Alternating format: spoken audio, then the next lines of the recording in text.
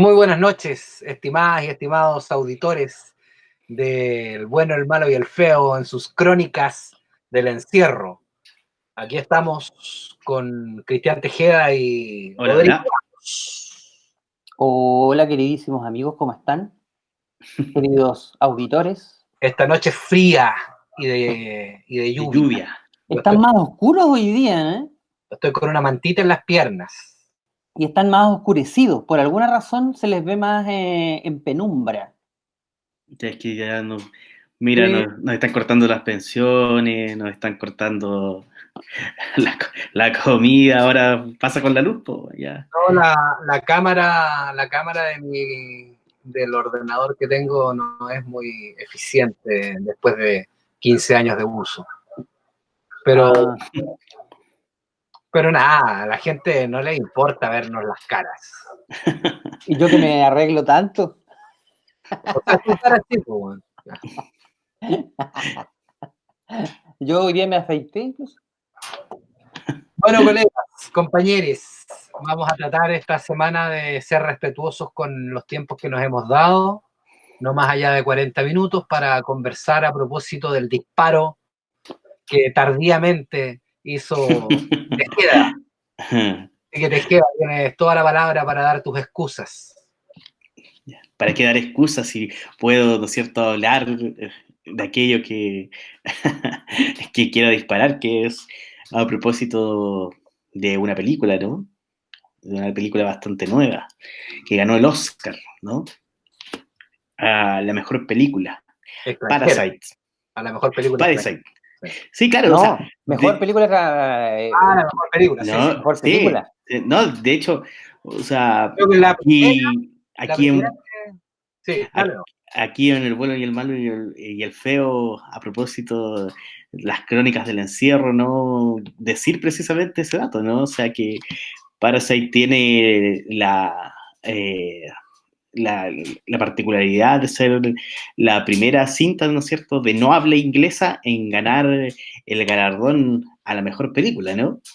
Y en ese sentido podemos decir que desde un punto de vista, ¿no es cierto?, de lo que significa la cinematografía, ¿no es cierto?, a nivel mundial, la industria, ya es, ¿no es cierto?, un golpe al encierro, ¿no?, que se ha dado preferentemente, ¿no es cierto?, en estos galardones que son tan famosos, los Oscars, que aparezca una película, ¿no es cierto?, coreana, surcoreana, ganando, ¿no es cierto?, la estatuilla.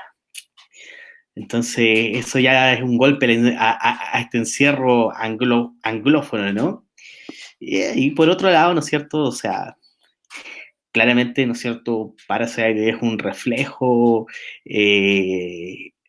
es una pintura, es un esbozo, ¿no es cierto?, de una suerte de encierro, ¿no? Pero yo creo que es muy, que en alguna medida es muy fino, ¿no?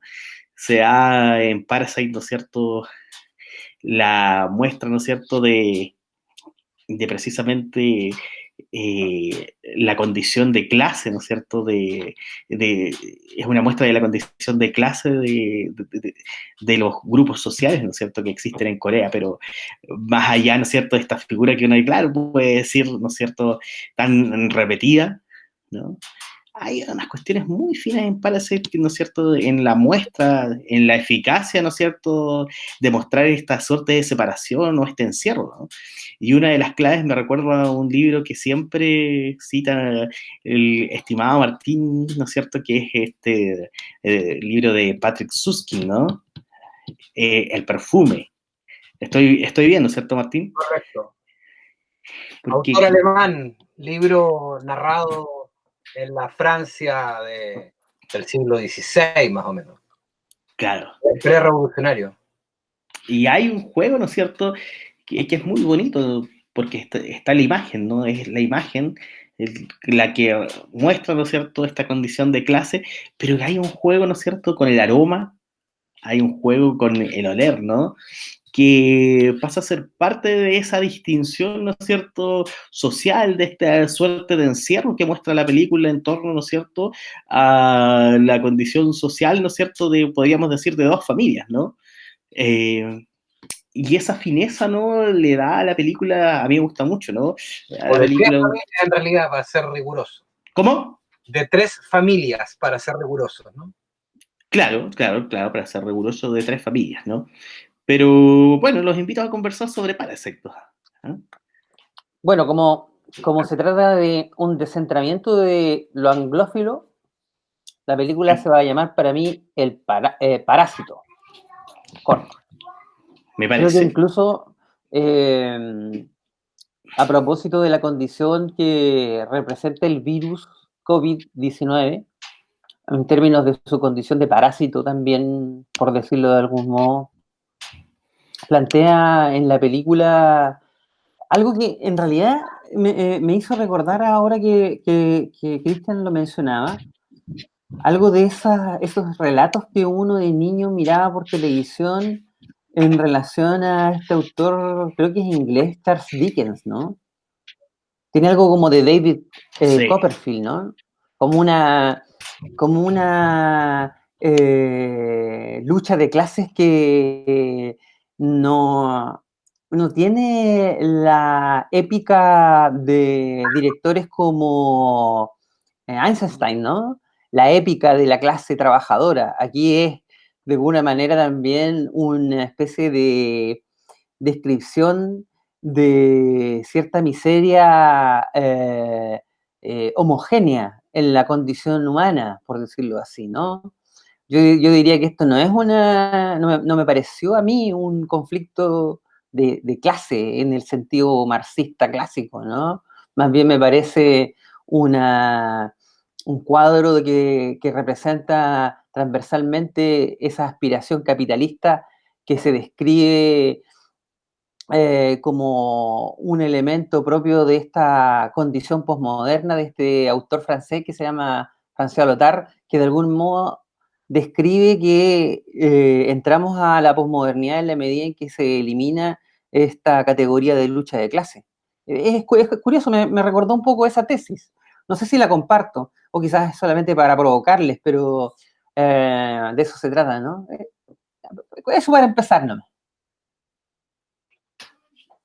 De hecho, o sea, antes de que Martín comente, de hecho, por eso te decía que no quería partir con esto, con situarme, ¿no es cierto?, en el aroma, precisamente porque a mí también me parece que no se trata, ¿no es cierto?, de una condición, que la muestra de la película no se trata de una condición de la lucha de clases inscrita, ¿no es cierto?, en el marxismo o algo similar, ¿no? Pero eso.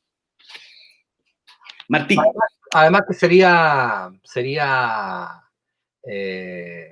altamente peligroso para la industria cinematográfica surcoreana coquetear con el marxismo, digamos, dada la condición geopolítica y de tensión permanente con Corea del Norte. O sea, creo que ahí la producción, digamos, el giro, el matiz de abordaje a la situación de la precariedad, necesariamente por razones estético-políticas, era necesario hacerla transitar, hacerla un poco más móvil a la condición clásica de la lucha de clase. Creo que eso le contribuye a dar una cierta facilidad en la recepción occidental a la película. Creo que inscribirla también en el género igualmente mixto, ¿no? Entre humor y thriller, creo que hace que esas ambas lecturas, digamos, tanto la lectura política como la lectura estética de la película, compartan también la misma paradoja, ¿no? Es decir, no es esencialmente una comedia, es más bien una tragedia, enmascarada, ¿no? Como comedia en muchos momentos de la película. Y no es una película de lucha de clase clásica, sino que está enmascarada, ¿no? Detrás de una, yo diría, trabajosa metáfora de la inclusión y la exclusión, ¿no? Ahora, dicho eso, evidentemente es una película mayor, ¿no? Una película con una densidad narrativa interesante, Creo que es una película, además, que habla de un fenómeno del capitalismo occidental que es súper importante y que es el aspiracionismo, ¿no? Es decir, habla la película porque, claro, la lucha de clases está finalmente situada en la lógica de la conciencia de clase. La lucha de clase es posible en la medida en que tenemos conciencia de clase. Y sin embargo, esta película se sitúa en la vereda distinta, es decir, justamente lo único que queremos es salir de esa clase, ¿no? Y por lo tanto, nada mejor que jugar con la palabra metáfora, que yo no estoy seguro si es que la traducción será correcta. Ahí cuando aprendamos a hablar surcoreano, digamos, vamos a entender si efectivamente la palabra utilizada recurrentemente por el protagónico, el joven protagónico, es una palabra apropiada. Pero me parece apropiada sí la idea de la metáfora de la movilidad, ¿no? Es decir, la película se inscribe en la lógica de la movilidad social a cualquier precio, ¿no? Y ese es el punto. Y justamente esa consigna del capitalismo contemporáneo creo que le hace guiño a la industria hollywoodense y por lo tanto bastante razonable que una película de esa calidad eh, coquetea además con los tiempos aspiracionales del capitalismo como para poder situarse justamente en esa narrativa, ¿no? La narrativa de aquellos países que aspiran a salir del subdesarrollo para ser desarrollados, o aquellas familias que aspiran a salir de su condición de precariedad para ser como el vecino, ¿no? Y apropiarse de alguna manera de la condición del vecino, ¿no? Y creo que es interesante el enmascaramiento, como digo, insisto, de la lucha de clases, porque claro, no es posible lucha de clases si no hay conciencia de clase. Y en ese contexto me parece súper interesante. Notable, por ejemplo, creo yo, una imagen sintética de la película que a mí me quedó dando vuelta, aviso de spoiler, es el cuadro notable de la bella niña llamada mentirosamente Jessica, sentada en un water que se rebalsa con las aguas lluvias y lleno de mierda circulando por lo que era su casa, y ella tranquilamente sentada agarra un cigarro probablemente también lleno de mierda y se lo pone a fumar, ¿no? O sea, creo que esa imagen para mí resulta súper reveladora del fondo de la película. Eso por ahora, para partir.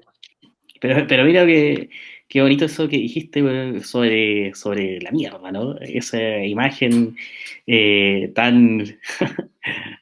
¿Cómo calificar esa imagen? Es grotesca, pero a la vez como no sucedería, ¿no? Es un baño que está hecho de tal manera construido que es como un baño que no existe, ¿no? Y también una situación que no existe, ¿no? Pero lo que sí existe, ¿no es cierto?, es precisamente... Me sonaste a Maya en todo caso, ¿eh? ¿Por Porque qué me estoy volviendo una persona? Eso de que no existe, yo te diría que existe eso y cosas peores.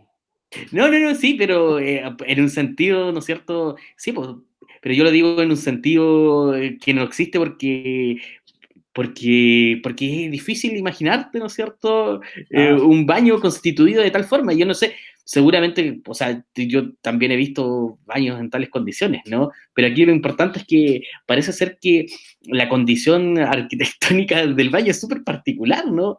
Es súper particular, y la situación donde la niña se sienta, ¿no?, y se fuma un cigarro mientras la mierda, ¿no es cierto?, salta por todos lados, es una situación súper particular. Pero sin embargo, hay algo que atraviesa, ¿no? Y que yo no sé en este momento si va, ¿no es cierto?, en contra de lo que ha dicho, ¿no es cierto?, Martín, pero parece ser que subsiste una condición, una especie de condición esencial dentro de la película, y que precisamente tiene que ver con el aroma, ¿no? Con los olores. Cuando aparece, ¿no es cierto?, en alguna escena, ¿no es cierto?, cuando aparece eh, el personaje, ¿no es cierto?, ese joven de clase alta, ¿no es cierto?, el padre de familia, ¿no? Él hace un gesto, ¿Cómo? El señor Park. El señor Park, ¿no es cierto? ¿Y cómo es que se llama? Se me olvida el nombre también del actor, ¿no es cierto? Más senil, ¿no? Está el No, señor Park, Kim. King, Sí, ¿no es cierto?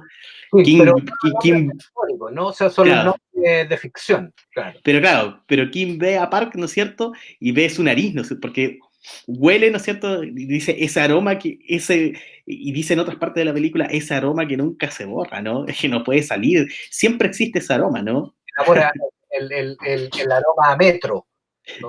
Claro, el aroma a ese algo, ¿no? Claro, Que esencializa la condición, ¿no? O sea, que es, finalmente el aroma a pobreza, ¿no? O sea, eso claro, es el sentido que le quieren dar. sí, exactamente. ¿No?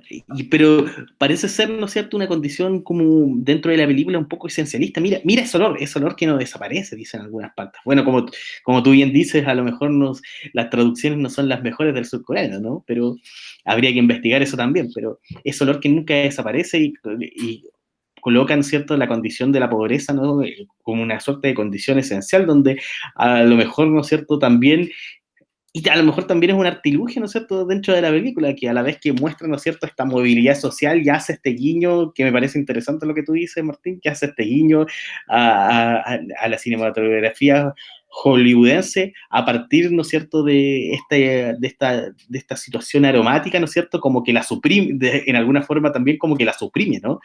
Parece ser un encasillamiento, ¿no? Parece ser la imposibilidad de como transitar hacia, incluso al final de la película, no voy a decir lo que ocurrió directamente en la película, ¿no? Pero al final de la película, ¿te acuerdas que dentro de todo un sueño metafórico del hijo del señor Kim, existe esta cuestión de la movilidad, pero finalmente termina siendo como un sueño, ¿no? Una especie de rememoranza que hace el tipo hacia la posibilidad de poder salir de su condición, pero que luego se suprime al final de la película, ¿no? Entonces, que Claro, también es interesante. la película está llena de futuro. Es decir, desde la invitación que hace no el joven protagónico, sino que el amigo, ¿no? Desde ese momento se inserta en la estructura narrativa de la película una serie de promesas de futuro, ¿no? Voy a... Es que es aspiracional, porque aquí a la larga el relato aspiracional que hay en el trasfondo del planteamiento de la película es finalmente lo que termina siendo, creo que, el centro de la película, porque incluso en el desenlace, que yo creo que igual, no sé si, mejor no decirlo, ¿no? Pero, o sea, finalmente, esto que acaba de decir Cristian, al esencializarse la condición del aroma, finalmente es la razón por la cual hay uno de los eventos más dramáticos de la película, ¿no? Y es en reacción a aquello, ¿cachai? Sí, La Pero, reacción es pero un por eso, venganza. por eso, es que por eso te digo que en relación a lo que tú mencionabas delante, a mí me parece que es una película que, en definitiva, tiene una mirada que no es complaciente en el sentido de lo que habitualmente nos entrega Hollywood, desde luego. No sé si será complaciente para las perspectivas eh,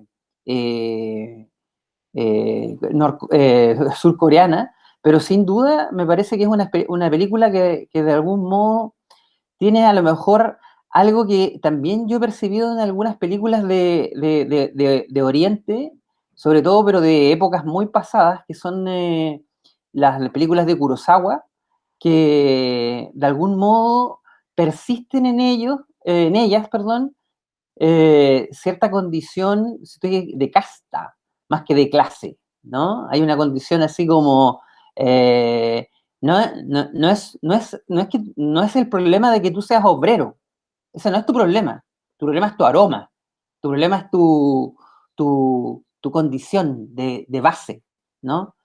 Entonces, en ese sentido es quizás más crítica todavía en relación a lo que ocurre también a lo mejor con las castas en la India o qué sé yo, ¿no? Va por ahí esa sensación en términos de plantearse como una película de toda esta lógica aspiracional que en Chile, que en nuestra aldea, hoy día se ha visto en una posición dramática también, ¿no? El endeudamiento, el desempleo, la destrucción del emprendimiento, etcétera, ¿no? Sí, a mí me A parece, propósito.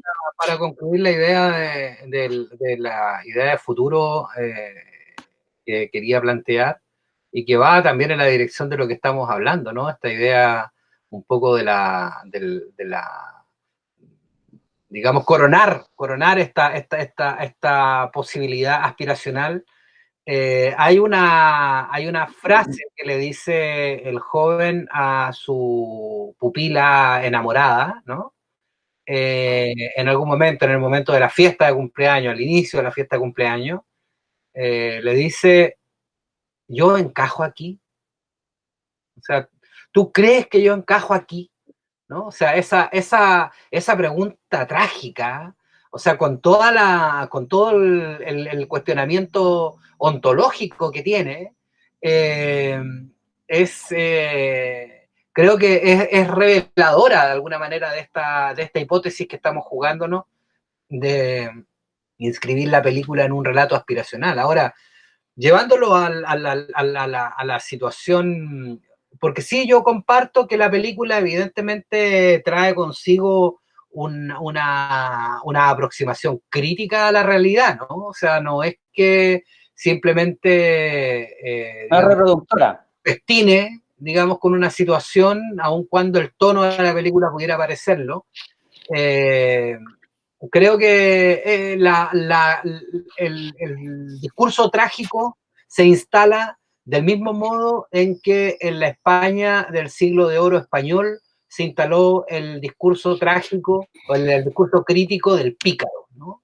Esta figura del pícaro, que de alguna manera construía su vida en función de la trampa, en función de, de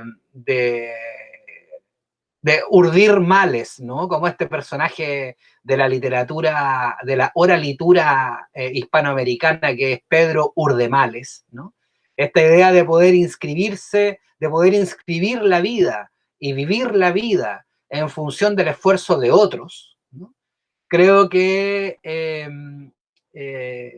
va construyendo de alguna manera la respuesta al por qué, ¿no? O sea, ¿por qué es que llegamos a vivir de este modo? ¿No? Porque no es más fácil vivir de ese modo. De hecho, la misma historia que nos propone esta película demuestra que es tal vez un camino más difícil, ¿no? Más difícil que el camino prometido de ir a la universidad y de ganar el dinero suficiente para poder comprar una casa como aquella, ¿no? No, es difícil, hay que enfrentarse a una cotidianidad que tiene que ver con parar la olla, pero también, dado el juego del pícaro, dado el juego de la trampa, permanentemente todo se va convirtiendo en una bola de nieve, es decir, ya no basta con que yo tenga que generar una especie de relato que sostenga mi mentira o mi personaje, sino que además ahora tengo que construir los relatos que sostengan la mentira de todos, ¿no? Claro, Y en un momento de la película, que creo que él lo describe muy bien esto, dice, si me llego a casar con la chica de la casa, con la hija, deberíamos contratar actores para que hagan de nuestros padres. Cuando tú ves este escenario, la comicidad de aquellos dichos pueden inhibir la condición crítica en la mirada del espectador relajado, ¿cachai? claro. Y pasar simplemente como una película hasta cierto punto light, ¿no? Bueno, recuerdo muy bien que hemos visto muy pocas comedias aquí, porque aquí parece que a ustedes no les gusta reírse mucho, No, no, yo, pero de hecho sí, que quería hacerte solo una súper breve antes de que diga ya. eso, que esta película la vi junto con mi señora y ella me dijo, precisamente me dijo, pero esto lo vi, ¿no es cierto? Es lo mismo que en una película de Ben Stiller, que no me acuerdo a cuál se refería, ¿no? Nada, Claro, y tú puedes llegar a ese punto, ¿no es cierto? De claro. dejarlo claro. Eso nomás te quería decir.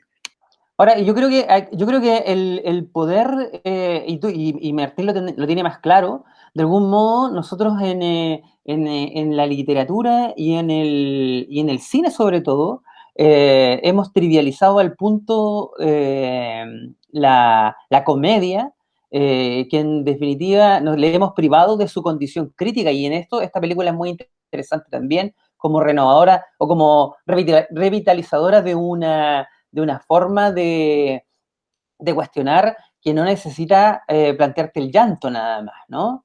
Claro. Y lo planteo a propósito de que grandes comediantes como, no sé, Aristófanes en el mundo clásico, o Chaplin en el mundo contemporáneo, o no sé qué otro referente habrá, pero hay muchos de estos que de algún modo ocupan su espacio de humor justamente para lo contrario.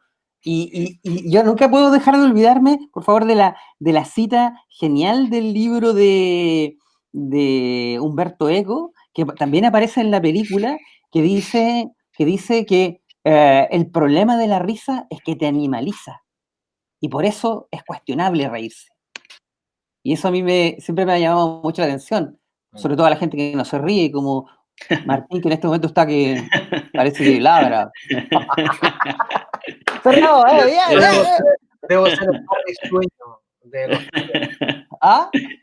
Debo ser el más risueño de los tres. Oye, no, lo que pasa es que el género de comedia, yo creo que claro, Vámonos serio, dijiste tú.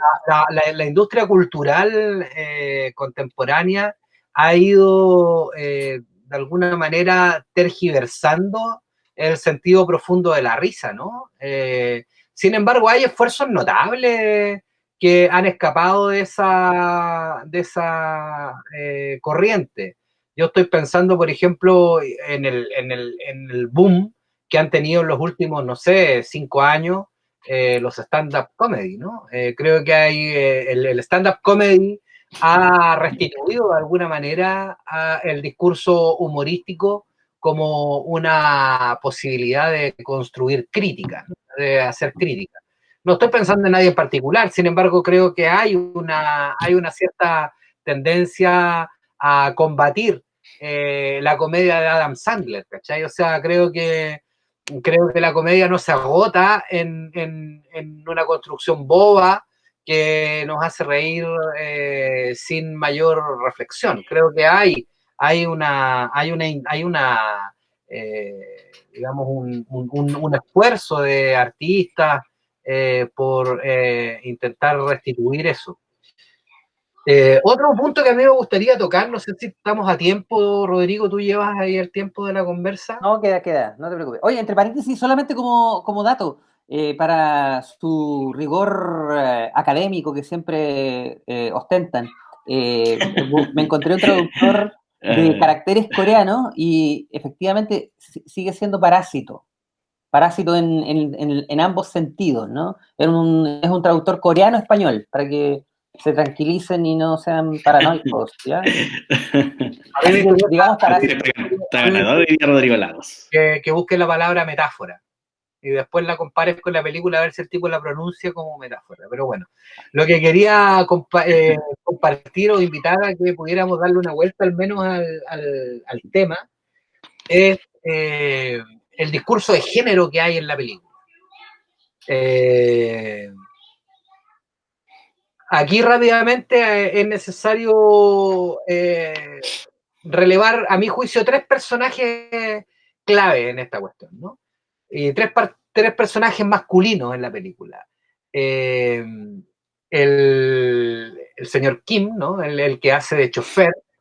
El señor Park, el padre de familia, que no se preocupa de nada más que de aportar, digamos, los recursos para el bienestar familiar, holgado de aquella familia.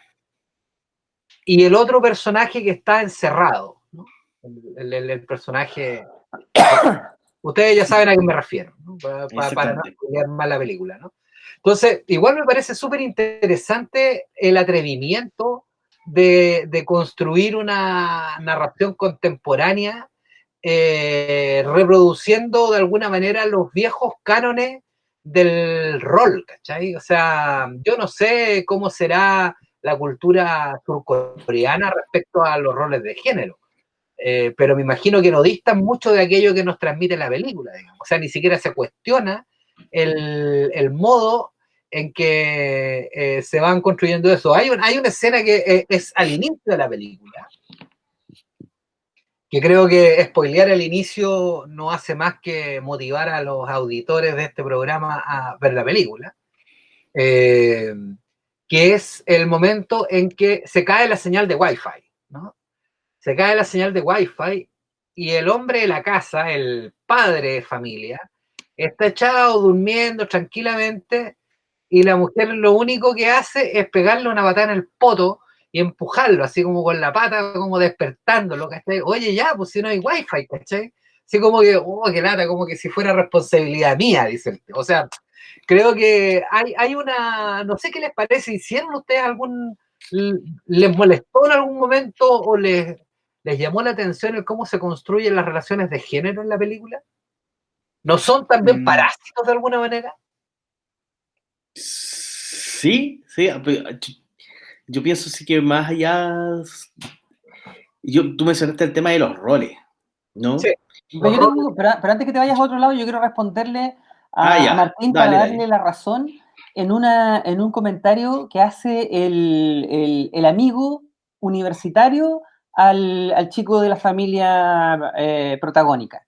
Y le dice, la señora de la casa es un tanto, y le cuesta encontrar la palabra, y en la traducción dice, es simple.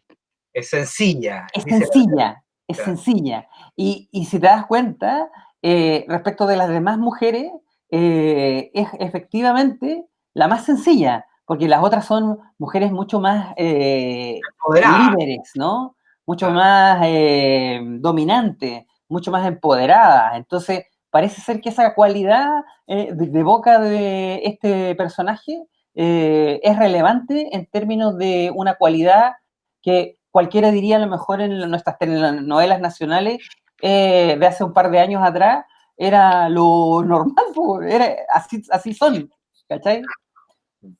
Claro. Así que sí, tienes razón. Me llamó la atención igual. Sí, claro, bueno, eso me hace llevar porque luego de lo que acabas de decir me voy a ir hacia otro lado o hacia su mismo lado, ¿no? Pero recuerdo, ¿no es cierto?, que precisamente la jefa de familia, ¿no? Es un personaje, ¿no es cierto?, que finalmente es súper crédulo, ¿no? Ella es súper, lo cree todo, ¿no? Ah, la de la gente con dinero, sí, sí, sí. Sí, pues la esposa del señor Park, ¿no es cierto? Es crédula, po, crédula hasta el nódulo, ¿no? Hasta a, a un extremo que también es casi, ¿no es cierto?, increíble, ¿no? Quiere, recuerden que tiene ahí su niño, ¿no? Y que ella lo ve, ¿no es cierto?, como un gran artista, ¿no? Pero ¿sabes qué? Y, A, ¿ah? a- a mí me parece que, o sea, coincido contigo, es crédula, pero exploraría un poco más en esa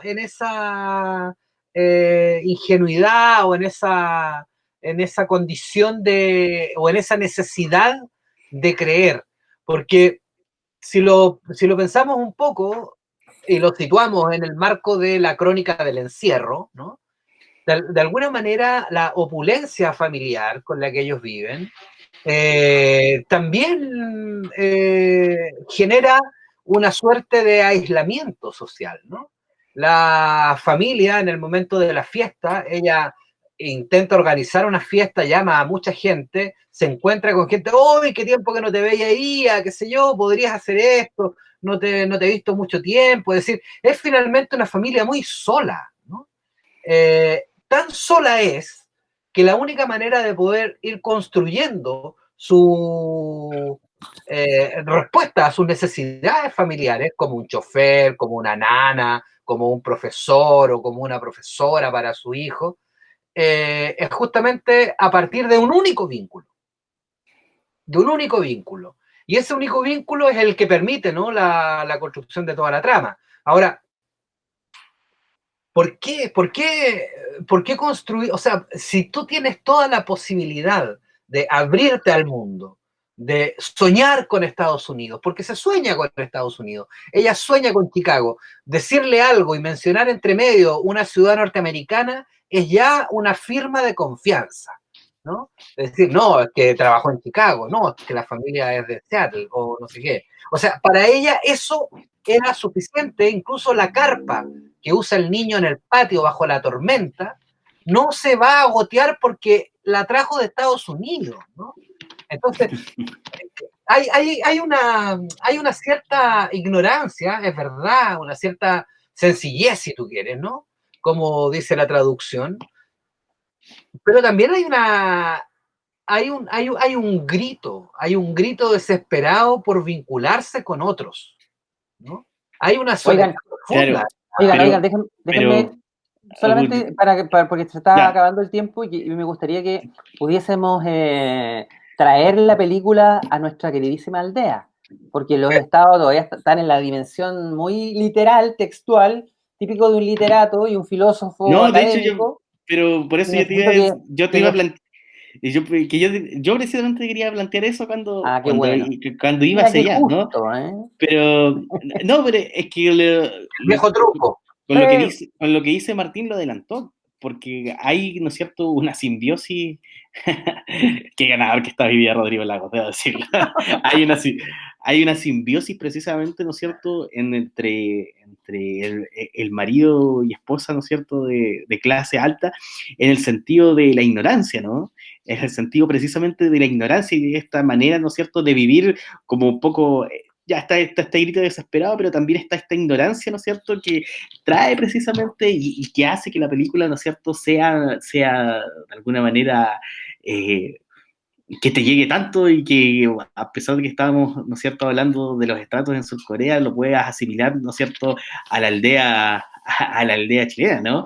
Y insisto en la cuestión del aroma, esta cuestión de que se huele, yo no sé si me parece que en la película no existe el gesto contrario, ¿no? Porque está el olor ese olor un poco de la ignorancia, ¿no? Desde yo, señor Parker, de alta clase, ¿no es cierto? Huelo esto, ¿no? Lo huelo, lo puedo distinguir, ¿no? En el señor Parker está eso, ¿no? Esta suerte de. Se mezcla el olor de lo. Yo sé lo que es. Desde el calzón que está en el taxi, o sea, perdón, en el Mercedes, hasta el olor a pobre, ¿no? Sí, por eso te digo, por eso te digo que es una simbiosis. Sí, pero es una simbiosis perfecta entre la ignorancia, ¿me entendí? Y la posibilidad de oler eso, ¿no? De decir, lo huelo, es eso. Aterricen. Pero por otro lado, ¿no es cierto?, está la ignorancia, ¿no?, de saber. Y ahí es donde quería aterrizar, ¿no?, en el hecho mismo, ¿no es cierto?, de que uno puede comprender, uno puede posicionarse desde esta película en la misma mirada, ¿no es cierto?, que muchas veces sentimos nosotros que tienen, ¿no es cierto?, estos queridos amigos, ¿no es cierto?, que tenemos nosotros en Chile, nuestros queridos amigos políticos o empresarios, ¿no es cierto?, que viven en esta suerte de un mundo englobado, ¿no?, donde las mismas reacciones, hay una reacción muy buena, ¿no es cierto?, de hace algún tiempo donde un ministro, no me acuerdo, un diputado decía que un chileno vivía, ¿no es cierto?, si vivía en Chile tenía por lo menos un departamento y una o dos casitas en la playa, ¿no? De alguna manera también se presenta este juego, ¿no es cierto?, entre la ignorancia y el poder detectar eso que está ahí, ¿no es cierto?, muchas veces en lo que ha pasado con el 18 de octubre, ¿no? En ese sentido de, bueno, no sé bien lo que está pasando, ¿no? Pero de lo que sí estoy seguro y estoy en desacuerdo completamente de que esos son puros, ¿no es cierto?, puros ladrones o gente vándala, ¿no es cierto?, que ha salido a las calles a protestar, ¿no es cierto?, y simplemente a robar y a hacer escándalo, ¿no? Donde está el desconocimiento total, ¿no es cierto?, de la condición y de la situación, ¿no es cierto?, en que están viviendo las personas hoy en Chile cuando te lo dice la Fundación Sol directamente, ¿no? O también lo que está sucediendo con el COVID y con este, ¿no es cierto?, encierro, ¿no? Esta suerte de aglutinamiento, o sea, ¿quién se contagia? Parasite, ¿no? ¿Quién se contagia finalmente de esto, no? ¿A quién le llega la mierda? Claro, ¿a quién le llega la mierda? ¿Quién, no es cierto, precisamente está siendo el más afectado, ¿no? ¿Y por qué? ¿Y por qué? ¿No? Por su condición precisamente, pues, ¿no? Porque el hacinamiento, porque el estar, ¿no es cierto?, pegado uno con otro, ¿no es cierto?, te lleva precisamente a la condición perfecta para poder, ¿no es cierto?, contagiarte o parasitarte. Entonces, en Sí, ese sentido... a mí me resulta... a mí también me pareció una película, coincido con tu obsesión por los aromas, pero lo ampliaría un poco más el concepto. Creo que hay dos elementos, de hecho hay tres elementos, artefactos, digamos, o dispositivos, como le llama la gente que arma guiones.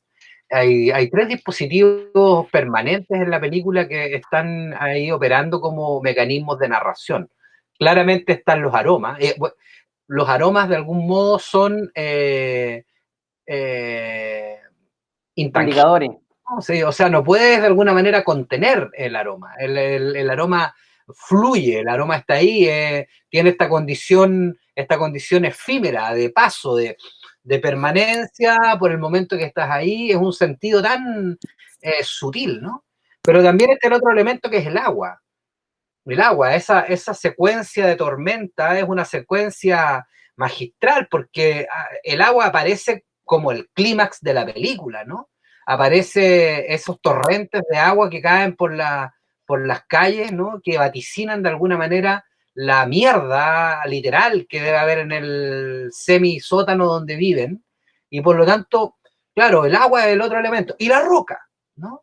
Y la roca que está ahí, ¿no? Que inerte, que también está ahí, que de alguna manera se sostiene como el mecanismo a través del cual toda la historia llegará a su fin. Estos elementos a mí me parecen súper relevantes para poder usar la película como clave de lectura de la aldea, digamos, de la aldea o de la situación contemporánea. El COVID, digamos, el COVID es un algo intangible, no lo podemos tocar, no lo podemos ver, no podemos sentir su aroma, no podemos saber dónde coño está, ni cómo llega, ¿no? O sea, es casi como una palabra, ¿no? Es como una frase, ¡pum! Como que, nada, es como que, no sé, hay momentos donde he pensado que hasta nos están cuenteando. He preguntado, oye, ¿alguien conoce a alguien que haya enfermado de COVID, güey? Porque en realidad parece tan tremendo todo y resulta que es tan pequeño, es tan chico, tan aparentemente minúsculo. Entonces creo que como elemento también efímero, que deja, por supuesto, una huella enorme, va de la mano un poco con la metáfora del aroma, ¿no? O sea, creo que es por la nariz por donde entra el COVID, ¿no? Bueno, para ir cerrando... Pero déjame cerrar un segundito, porque creo que de alguna manera lo que está pasando ahí a propósito de la ignorancia,